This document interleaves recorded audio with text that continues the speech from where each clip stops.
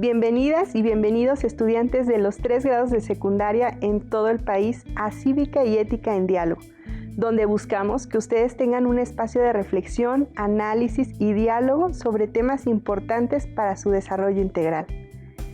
Debido a la gran importancia que tiene la capacidad de poder intercambiar o debatir ideas, en la sesión de hoy nos centraremos en ello. Les invito a quedarse con nosotros en esta sesión titulada Tú en el centro del debate. No se muevan de su lugar, en un momento comenzamos.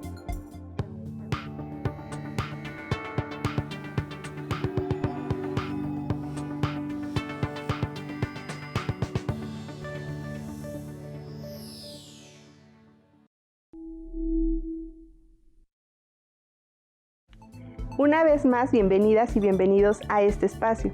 En la sesión de hoy hablaremos de varios temas que les ayudarán a encontrar estrategias para entender diferentes puntos de vista alrededor de un asunto en común y que puedan nutrirlo y tener una solución o acuerdo respetuoso y armonioso. Antes de comenzar, quisiera darle la bienvenida a David Garza Marín, nuestro invitado de hoy, quien es especialista en tópicos relacionados con la comunicación. Bienvenido y muchas gracias por acompañarnos. Gracias a ti, Nayeli, por la invitación. En esta ocasión platicaremos sobre algunas técnicas para un debate edificador y cómo nos puede beneficiar en el proceso de aprendizaje y en nuestro quehacer humano.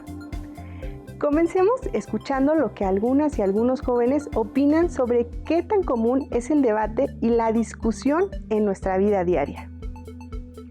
Sí, es algo que hacemos diariamente al estar rodeados de personas con diferentes opiniones a nosotros.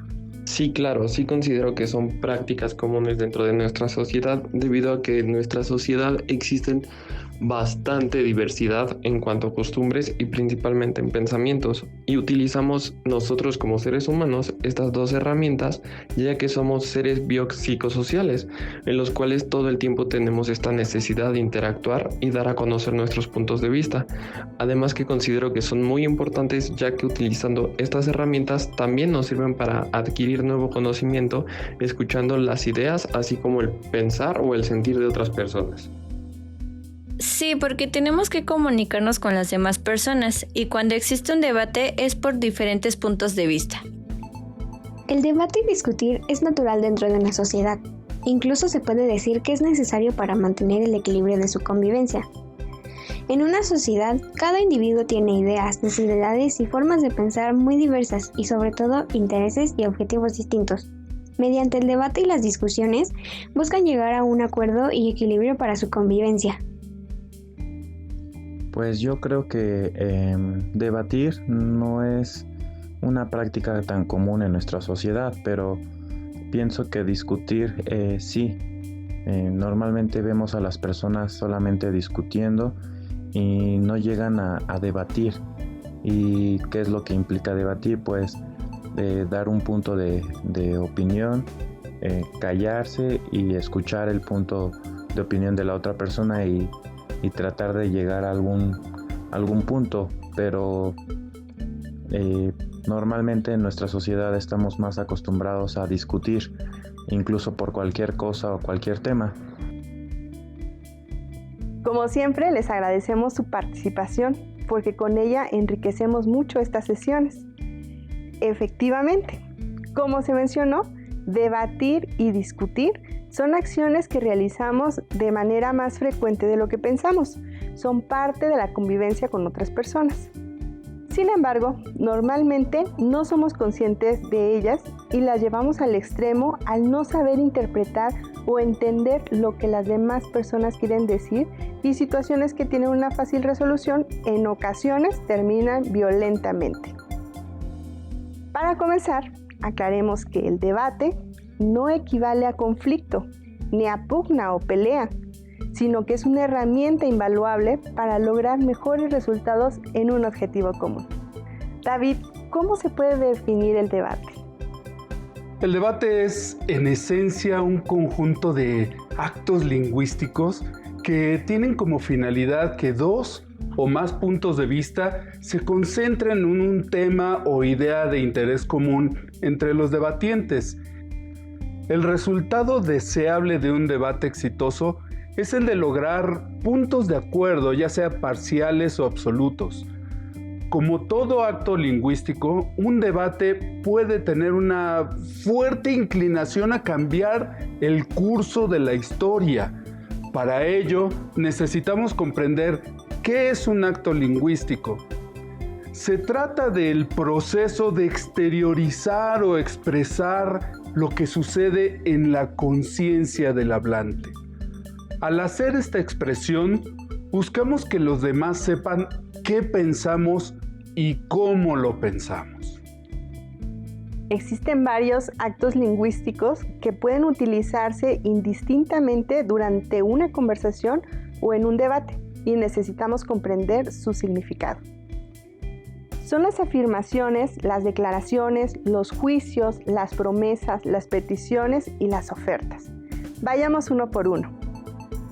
Con las afirmaciones describimos el mundo que percibimos. Por ejemplo, me gusta mucho la sesión de matemáticas. Con las declaraciones describimos una propuesta más amplia del mundo que nos rodea. Suele ser la manera en que vamos construyendo nuestro propio mundo, como voy a ser doctora o soy muy inteligente. La diferencia primordial es que la afirmación establece una percepción propia de algo que nos ocurre en el presente, mientras que la declaración es una expresión en general. También se encuentran los juicios, que utilizamos para dictaminar algo concluyente desde nuestra perspectiva. Es nuestro veredicto de algo en particular. Por ejemplo, Diana es perseverante o es bueno respetar su sana distancia. Por otro lado, utilizamos las promesas para comprometernos en algo en un momento determinado. La importancia de cumplir promesas es que generan confianza hacia quien la hizo. Por ejemplo, haré la tarea a partir de las 2 de la tarde de hoy. Y pues bueno, una promesa siempre compone un qué y un cuándo. Si se carece de un cuándo, no podrá ser considerado como una promesa. Ahora bien, utilizamos las peticiones para solicitar que algo sea cumplido por alguien en un momento determinado. Se busca obtener una promesa de un tercero. ¿Me ayudas con mi tarea, por favor? ¿O necesito un cuaderno, ¿me lo puedes comprar, por favor? Lo ideal es que las peticiones también tengan un cuándo. Finalmente, están las ofertas, que son para proponer algo a alguien. Se suelen utilizar para negociar, como ¿me esperas 5 minutos para ayudarte? ¿O puedo apoyarte con el quehacer después de la siguiente clase? Saber de los actos lingüísticos nos permite conocer algunas de las varias formas de comunicación y evitar malos entendidos o conflictos que deriven en riñas. Conocerlos ayuda a poder debatir y discutir de forma respetuosa y consciente, es decir, a entender lo que la otra persona quiere o ser claros con lo que nosotros queremos decir. ¿Cuál es la diferencia entre una conversación, un debate y una discusión? Como mencionamos antes, debatir o discutir no son sinónimos de pelea, gritería, pugna, descalificación mutua e insulto. Es un análisis atento, particular y respetuoso de 2 o más personas que unen sus pareceres para resolver algún tema. Mostrar una apertura a la discusión es de gran valor para uno mismo, pues permite un mayor aprendizaje. Exacto. La idea detrás del debate y las discusiones es la de nutrirse de distintos puntos de vista y argumentos con la finalidad de enriquecernos en torno a un tema. La discusión puede ser cordial o airada, pero centrada en el tema. Lo mejor es verla como tú y yo unidos para resolver algo y no tú contra mí. Y aquí hay una pregunta que algunas y algunos jóvenes nos ayudaron a contestar. ¿Hay otros factores que influyen en un debate o en una discusión además de lo que decimos? Escuchemos sus respuestas. considero que existen otros factores, principalmente nuestras vivencias, nuestras experiencias, así como nuestro conocimiento en base al tema para poder externar nuestras ideas, ya que no solo utilizamos el lenguaje para poder debatir. También existen algunos otros factores, como podemos hacerlo expresando de una manera corporal lo que nosotros queremos dar a entender o nuestro sentir, y de este modo podemos complementar de una mejor idea o de una mejor forma nuestro debate, no solo únicamente utilizando el lenguaje. No, porque el lenguaje engloba todos los factores que podrían estar presentes en una discusión. No, yo creo que simplemente se utilizan diversas formas de como lenguaje oral, corporal y señas. Principalmente influyen las habilidades de comunicación efectiva, la educación y los intereses de cada una de las partes. Sí, creo que también existen otros factores aparte del lenguaje, como lo es los ademanes o el tono de voz en el que se expresan las personas. También puede ser las señas o movimientos que hagas con tu cuerpo, los gestos corporales y pues también influyen otras cosas. Ciertamente hay otros factores que influyen, como el lenguaje corporal. Hay que recordar que una discusión puede iniciar cuando alguien externa una idea. Al hacerla pública, estará sujeta al escrutinio general, es decir, a que posiblemente otros expresen su punto de vista. Es importantísimo tener en cuenta esto, para estar preparado ante la posibilidad de que alguien debata tus ideas. Ante este hecho, muestren apertura. Escuchen con toda atención el argumento de la otra persona. Eviten interrumpirles. Interrumpir a una persona es una forma muy fácil de provocar su molestia y tornar lo que pudo haber sido una fructífera discusión en una pelea. Una regla de oro en una discusión es escuchar más y hablar menos. Escuchar para comprender al otro. Escuchar con atención y con intención. No es oír para responder, sino escuchar para comprender mejor. Esto siempre será el mejor recurso. Y bueno, la comunicación corporal durante una discusión también da al hablante un indicio de interés. No solo se trata de cuidar la tonalidad verbal a la hora de discutir, sino de la comunicación corporal. Si bien la expresividad no está limitada a los movimientos de las manos, brazos, tórax y gesticulación, lo cierto es que hay que evitar movimientos exagerados, señalar, mover los brazos de manera retadora o hacer muecas insulsas, ¿no? La posición corporal también es importante. El método de la punta de los pies ayuda cuando la discusión es presencial. La punta de los pies suele ser un indicio de la intención de una persona de intercambiar puntos de vista con otras. Si la punta de los pies apunta hacia la otra persona, el intercambio de ideas fluirá de una mejor forma. Si la punta de los pies apunta hacia cualquier otro lado, la otra persona percibirá que no tenemos interés en la charla, pues hay alguna otra cosa más importante. Si queremos comunicarle al otro nuestro involucramiento en la discusión o el debate, hay que asegurarnos de que las puntas de los pies apunten hacia nuestro interlocutor. En el caso de discusiones o debates en medios electrónicos como teleconferencias, procuren observar a la cámara de la computadora en algunas ocasiones. Si bien al hacer esto dejamos de ver ocasionalmente el rostro de la otra persona, dirigir la vista a la cámara le hará sentir a esta persona que uno está plenamente inmerso en el proceso del debate. También les recomiendo evitar alzar la voz, así como interrumpir, dar manotazos o volver la vista a algún otro lugar. En el caso de que debatan por escrito, ya sea en redes sociales o en otro tipo de medios, asegúrense de leer detenidamente lo que ha escrito la otra persona y analicen la respuesta que le darán a esta persona antes de empezar a escribir.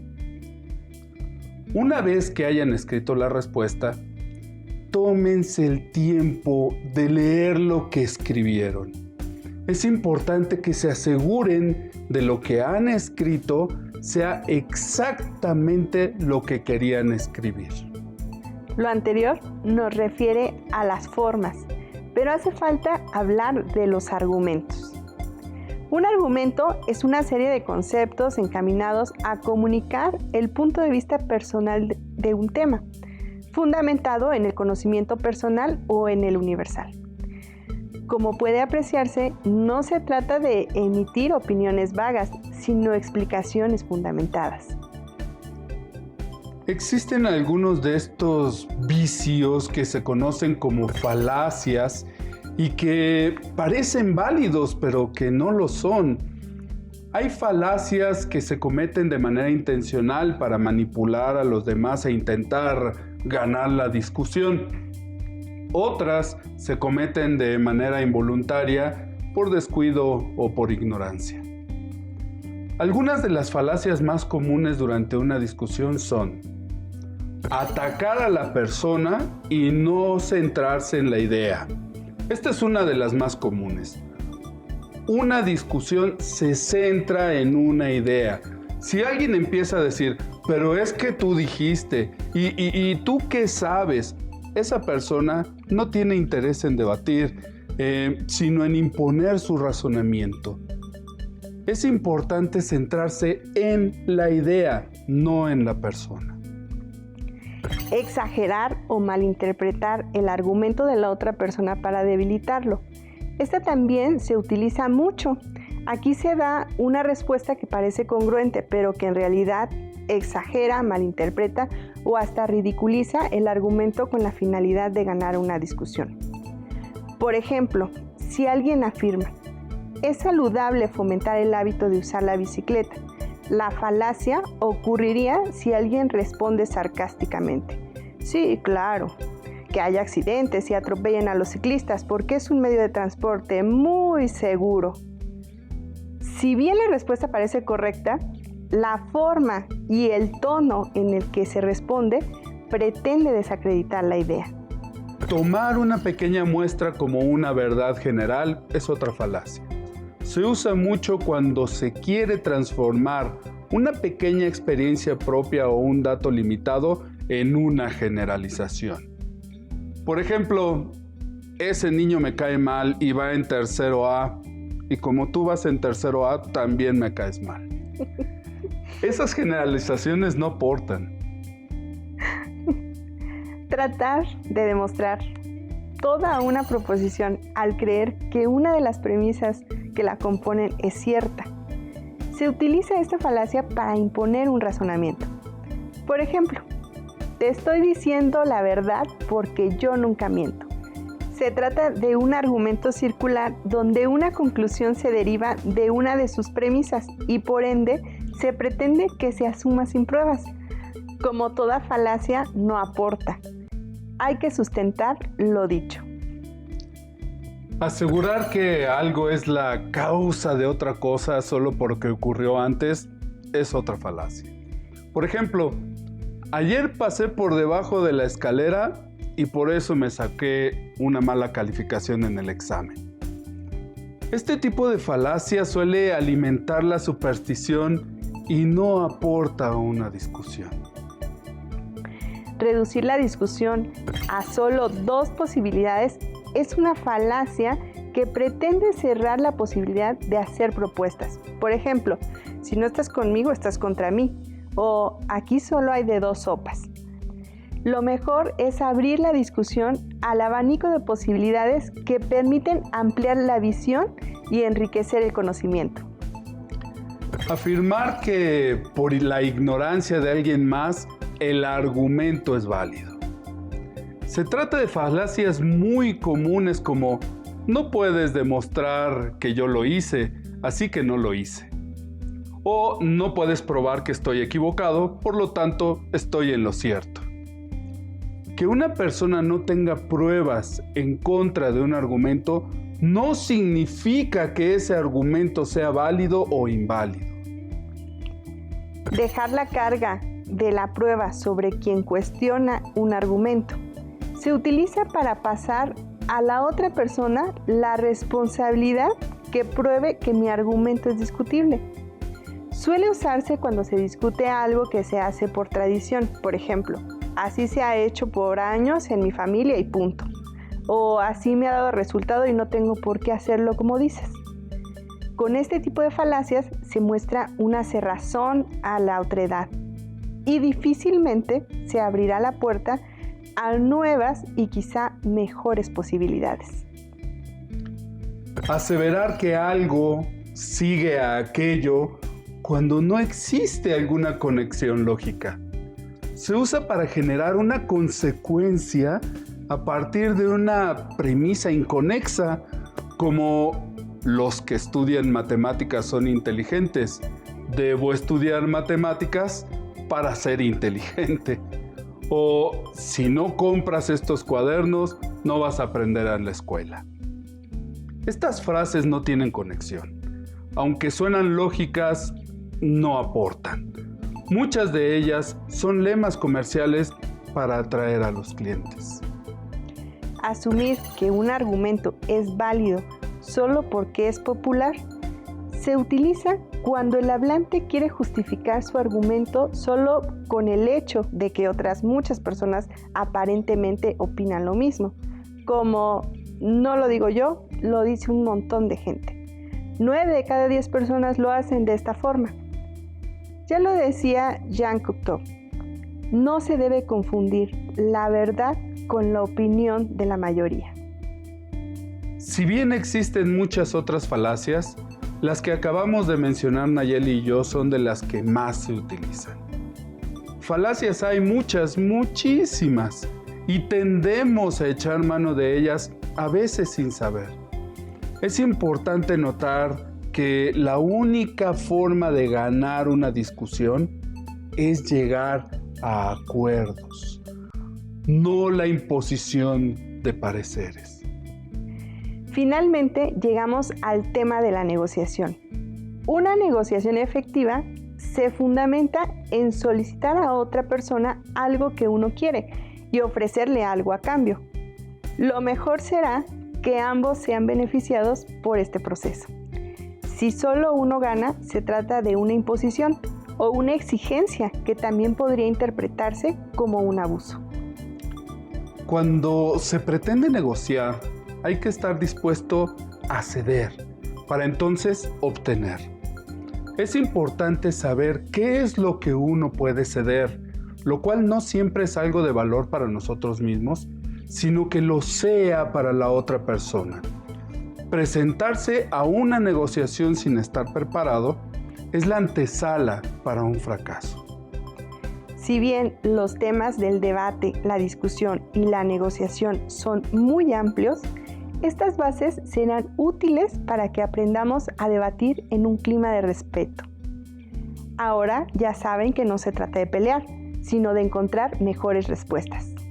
Muchas gracias, David, por esta sesión que nos deja mucho para analizar y descubrir de nosotros mismos. Esperamos que nos puedas acompañar más adelante para seguir hablando de temas de interés para la juventud. Gracias. Es tiempo de despedirnos, pero les invitamos a seguir viendo estas sesiones que preparamos para ustedes en Cívica y Ética en Diálogo. Hasta la próxima.